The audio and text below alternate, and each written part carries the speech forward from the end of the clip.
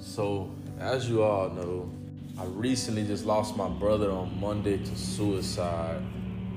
Today was a pretty big day for me. It was pretty important. I haven't been to church in over like 10 years, probably like 15 years. And something told me, man, like, get up, find a church, and go there. So I found a church, and I ain't been in one in so long. I ain't know where to go, what to do, how to talk, how to look, how to walk. I didn't know. I walked in with emotions already.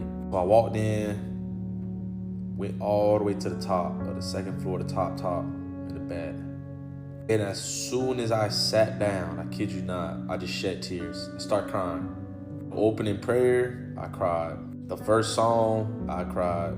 The second song, I cried. Almost every minute of that church service, I cried. As I was crying, I looked to my left at the older man. I said, what do they do down there? He said, this is for anyone that's new, wants to accept the church, and wants to be, like a man of God. As I taught him, as soon as I taught him, I started crying. And I said, man, can you walk me down there?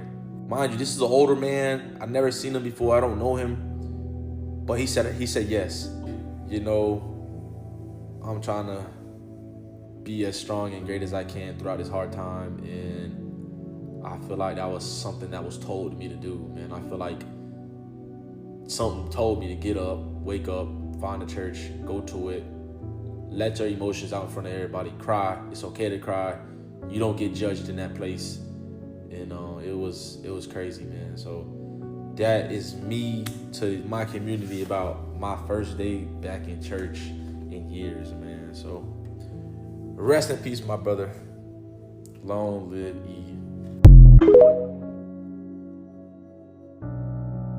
During our 30 days of prayer, one of the 3 a.m. sessions that I had, got a bunch of series that God was speaking into my heart. And one of these was why you don't need church.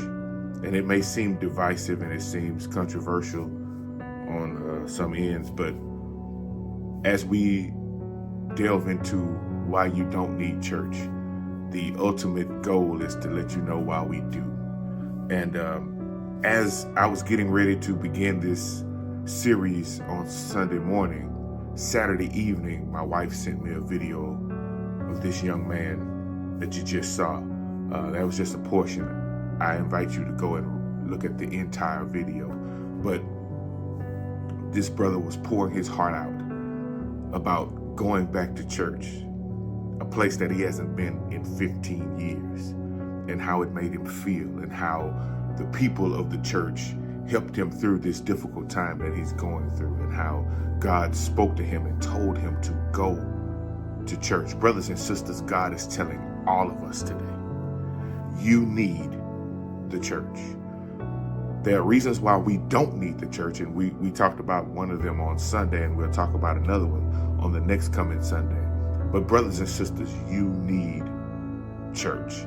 And this young brother's video really touched my heart, and it gave me confirmation about what we are talking about in the next coming weeks. Brothers and sisters, you don't need the church for salvation.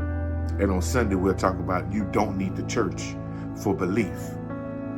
But you do need the church, because the church is there to support you, to help you. It's a community of people to love you, to care for you, to be there for you, to encourage you, to reprimand you when you're not doing right and guide you back in the right direction. Brothers and sisters, you may not have the time. You may not feel like it's worth your time. You may feel like you can do better on your own. And there are some things that has happened in churches around the country that make you feel like, I really don't need that place, because that place is not for me.